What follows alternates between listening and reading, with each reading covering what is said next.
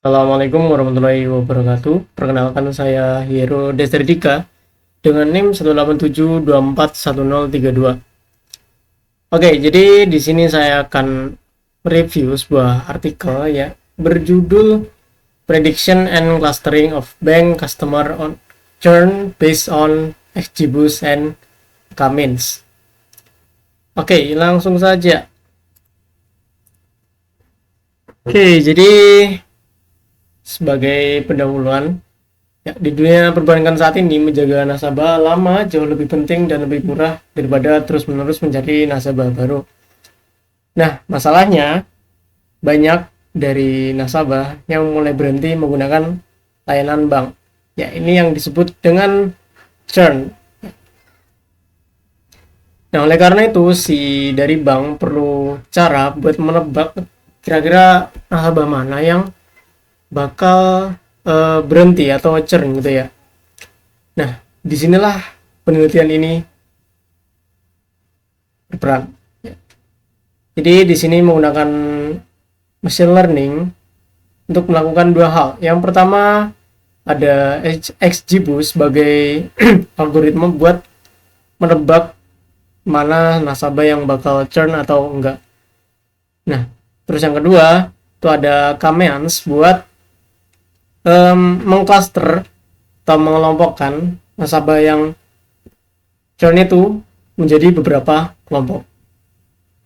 Oke, ya jadi jurnal ini bertujuan untuk menemukan konfigurasi model untuk memprediksi tingkat churn pelanggan. Nah, selain itu, jurnal ini juga mensegmentasi atau mengelompokkan pelanggan atau nasabah yang churn ke dalam beberapa kelompok. Untuk kemudian bisa diambil pendekatan kira-kira gimana caranya biar kelompok ini nggak jadi berhenti gitu. Oke, masuk ke pokok bahasan ya. Jadi mungkin yang pertama ada pembahasan model dari XGBoost.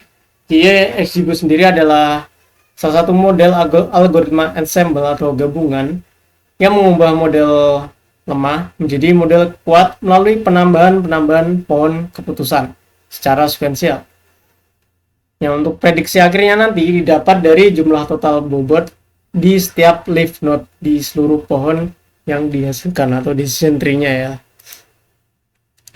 Oke, ini rumus object function buat XGBoost. Terus ini untuk omeganya rumusnya seperti ini. Oke, selanjutnya ada algoritma Cummins.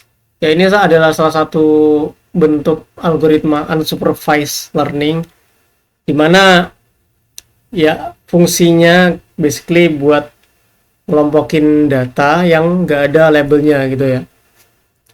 Jadi mekanismenya itu buat pertama-tama si algoritma Cummins ini bakal mencari titik-titik clustering utama atau mungkin yang biasa disebut dengan centroid gitu. Nah, dari titik itu bakal kayak ditarik garis, bukan garis sih, kayak ditarik jarak gitu. Nah, data-data lain itu bakal dicari kayak relatifnya atau kemiripannya berdasarkan titik itu. Semakin dekat berarti data yang lain itu masuk ke kategori sesuai dengan titik yang kita tentukan awal tadi. Oke, jadi datasetnya sendiri, jurnal ini menggunakan dataset bank customer churn dari Kaggle, yang mana datanya ada 10.000 data nasabah, ya sebenarnya cukup kecil ya, cukup dikit.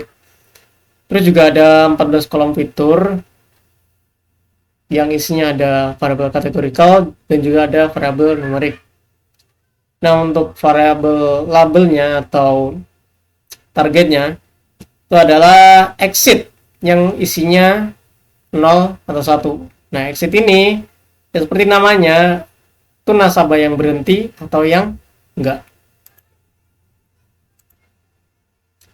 Nah, ini untuk detailnya dari kolom datasetnya.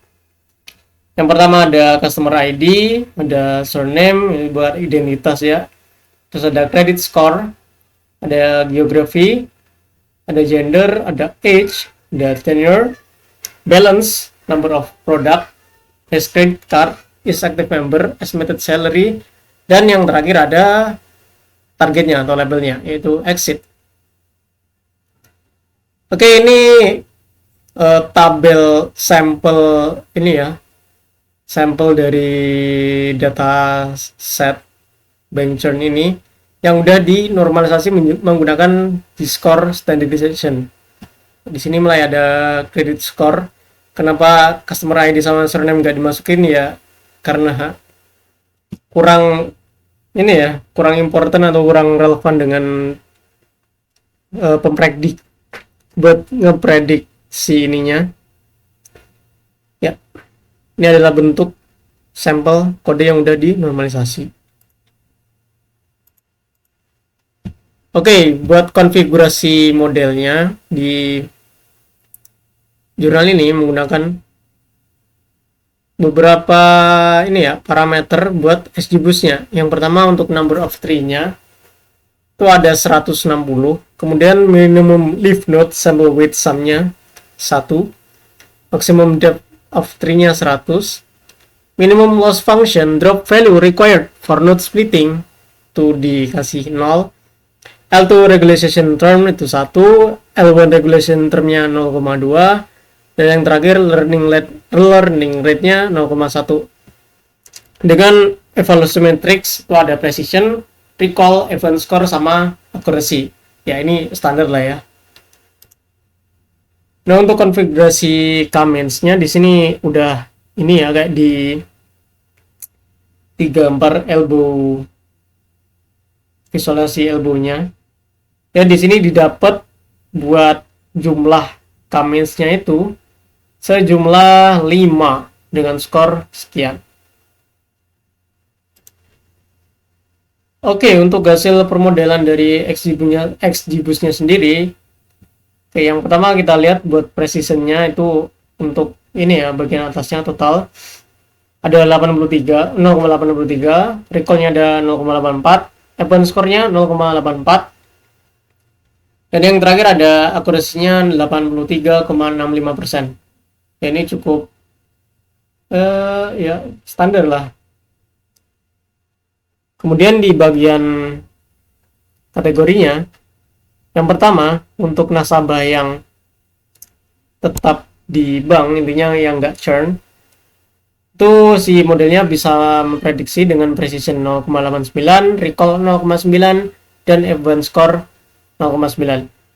Nah, tapi untuk nasabah yang churn atau yang berhenti, itu si model cuma bisa ngeprediksi dengan precision score-nya 0,6, recall-nya 0,58, dan juga event score-nya 0,59. Ya, ini cukup timpang dengan hasil dari yang nggak churn. Ya, jadi mungkin untuk kedepannya bisa dioptimalisasi lagi. Oh ya, untuk feature importance-nya ada beberapa yang benar-benar stand out ya. Di sini ada estimated salary, ada credit score, ada balance, ada age, dan juga ada tenure. Ya, ini fitur yang paling berpengaruh dalam permodelan atau dalam memprediksi hasil dari exit ini ya. Oke, untuk comments-nya sendiri di sini ada 5 cluster ya, seperti yang udah dibagi di elbow-nya tadi. Dengan ya hasilnya seperti ini kira-kira. Nah, untuk visualisasinya sendiri seperti ini. Nah, kalau kita lihat di sini cluster 1 ada sekitar 300 customer, cluster 2 paling tinggi ya 564 customer, cluster 3 ada 489, cluster 4 ada 400 customer, dan yang terakhir yang paling dikit ada cluster 5 dengan 279 customer.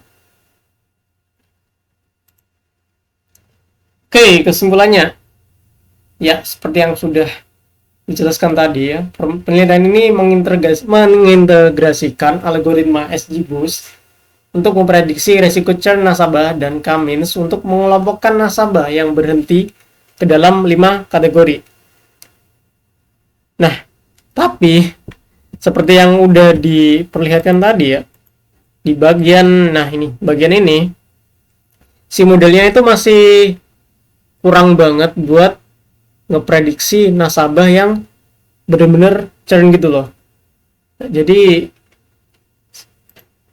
sebenarnya gimana ya, walau untuk akurasi skornya udah lumayan ya, udah 83%, cuman ya sebenarnya kan sumber masalahnya ada di sini ya, kita mau memprediksi nasabah mana yang churn. Jadi ya begitulah ya, saya rasa diperlukan penelitian lanjutan untuk menemukan cara yang lebih akurat dan efektif dalam memproses data serta membuat model prediksi yang lebih akurat, terutama di bagian bagian ini.